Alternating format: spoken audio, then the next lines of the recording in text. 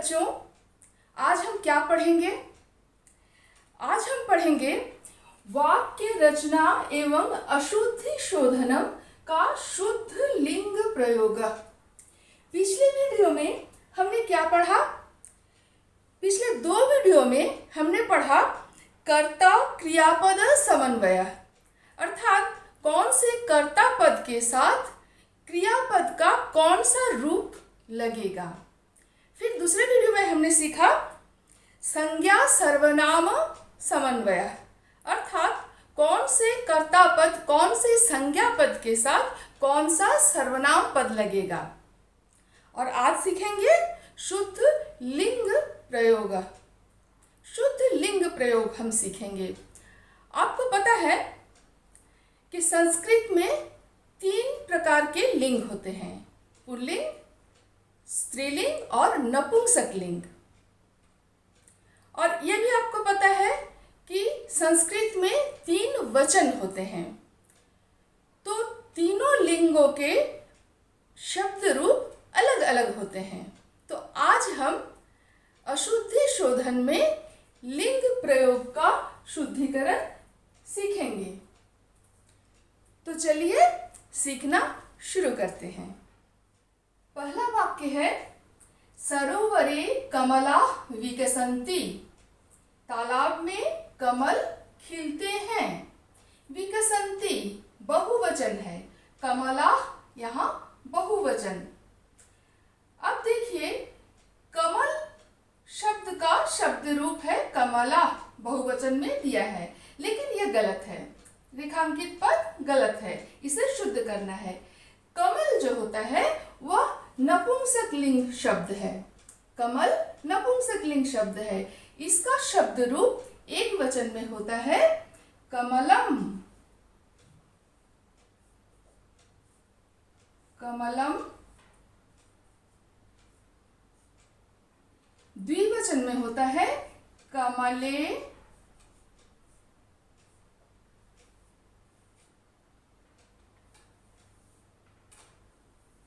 और बहुवचन में होता है कमलानी। कमलानी।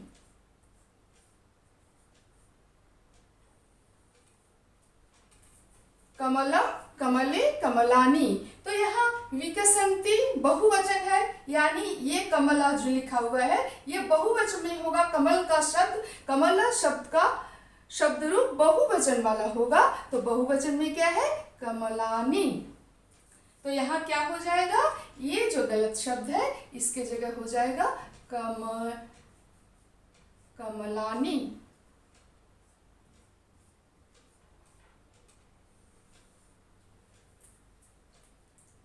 दूसरा वाक्य सः फलान् खादति स्वस्थः च भवति।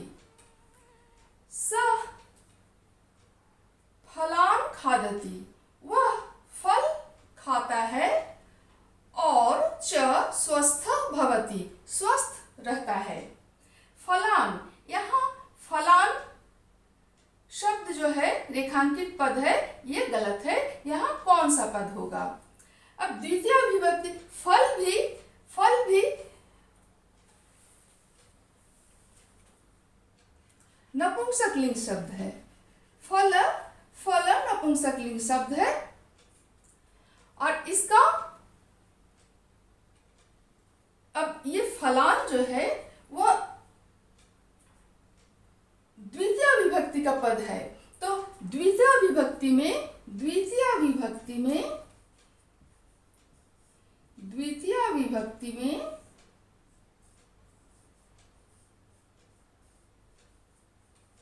फल का शब्द हो जाएगा वही फलम, फले, फलम, फले, फलानी। फलम, फले, फलानी। फलम, फले, फलानी। तो यहाँ स फलान खादति, तो ये जो अशुद्ध शब्द है, पद है, इस जगह पर हो जाएगा फलानी।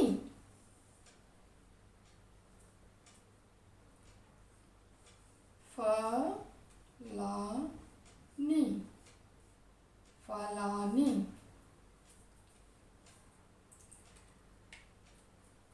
ये हो जाएगा कमलानी और ये हो जाएगा फलानी। अब है तीसरा वाक्य है वृक्षात् पत्रः पतति।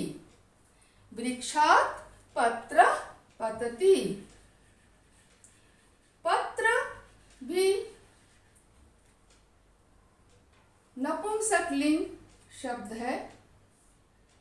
नपुंसकलिंग शब्द का जो शब्द रूप चलता है वैसा ही चलेगा।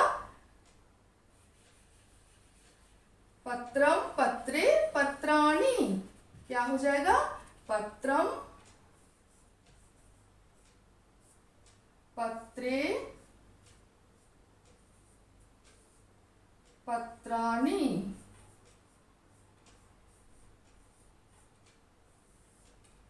पत्रम, पत्री, पत्राणि। यह है पत्र।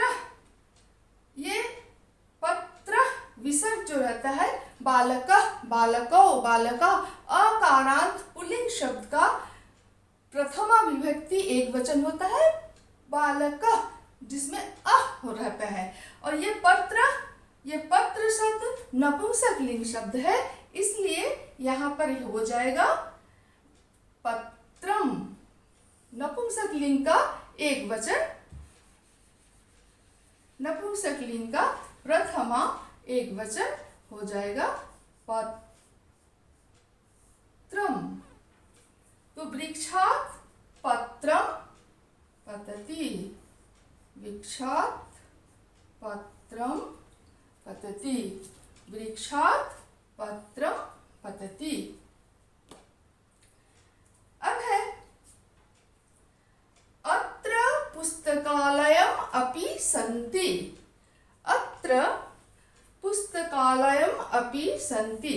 देखिए पुस्तकालयम, पुस्तकालय शब्द है।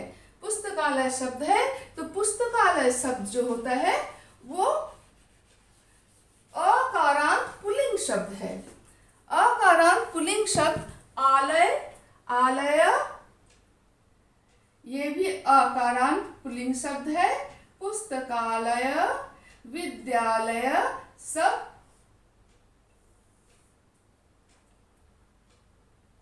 अकारांत पुल्लिंग शब्द है। तो ये पुल्लिंग शब्द है, यह पुल्लिंग शब्द है पुस्तकालय। अब पुस्तकालय में अत्र पुस्तकालयम् अपि सन्ति, यहाँ पुस्तकालय भी है। तो सन्ति यानी बहुवचन, इसलिए पुस्तकालय का जो बहुवचन का शब्द होगा वही होगा यहाँ रेखांकित पद। तो एक वचन में हो जाएगा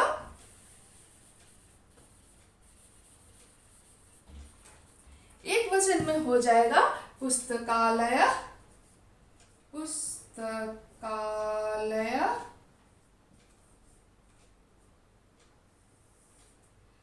द्विवचन में हो जाएगा बालक, बालकौ, पुस्तकालौ,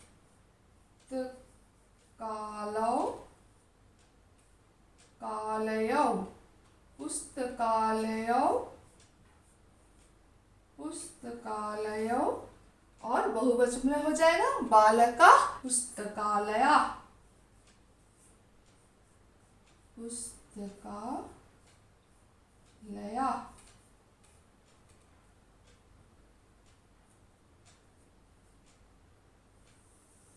संति है, बहुवचन है संति, इसलिए यहाँ पर हो जाएगा पुस्तकालया। तो यहाँ क्या बन जाएगा?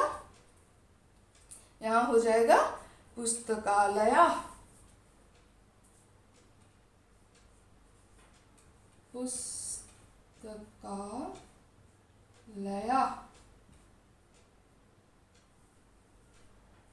ये बन गया पुस्तकालया। ये हो गया शुद्ध पद। पुस्तकालया। अब है यदा चक्रा भ्रमन्ति वाहनम चलति। जब चक्के घूमते हैं वाहन गाड़ी चलती है। तो चक्रा, ये देखिए यहाँ भी चक्रा यानी बालकः बालकौ बालकाः बहुवचन है, तो ये अकारांत पुल्लिंग शब्द से बनाया दिया गया है, लेकिन ये अकारांत पुल्लिंग शब्द नहीं है। चक्र नपुंसकलिंग शब्द है। चक्र नपुंसकलिंग शब्द है।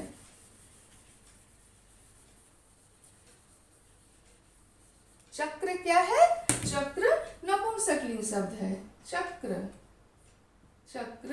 नपुंसकलिंग शब्द है।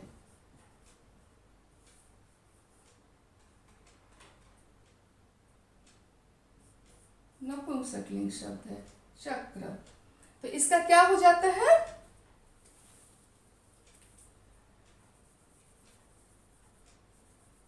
इसका एक वचन में हो जाएगा। जब नपुंसकलिंग है तो जैसे फलम फले फलानी ऐसा होता है, वैसा ही हो जाएगा। चक्रम चक्रे चक्राणि। चक्रम चक्रे चक्राणि। नपुंसकलिंग का बहुवचन होगा चक्राणि। क्या हो जाएगा? चक्राणि। चक्के, एक गाड़ी में एक से दो से ज्यादा ही चक्के रहते हैं, तो ये हो गया चक्रा, बहुवचन में दिया हुआ है। जब चक्के घूमते हैं गाड़ी चलती है। यदा चक्राणि भ्रमन्ति वाहनम चलति। चक्राणि।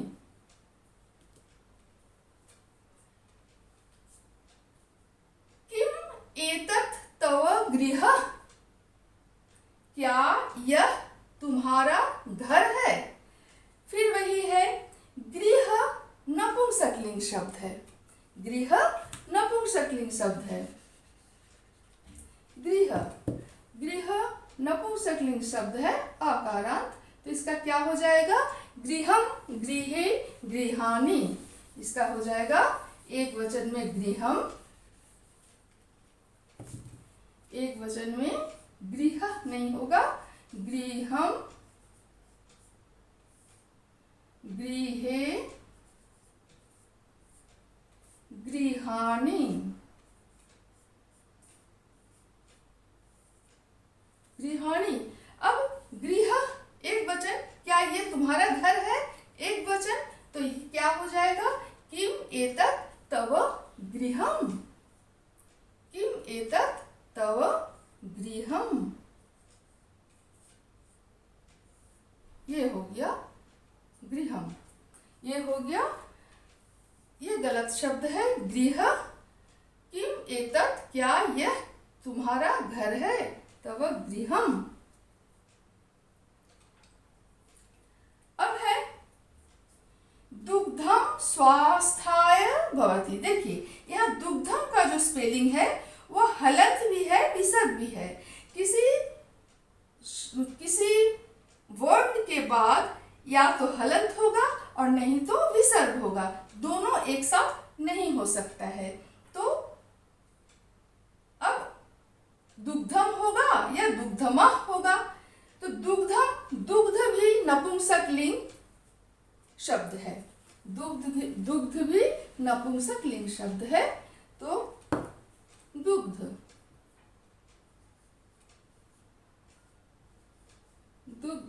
नपुंसकलिंग शब्द है। तो नपुंसकलिंग शब्द में क्या हो जाएगा? तो दुग्धम हो जाएगा।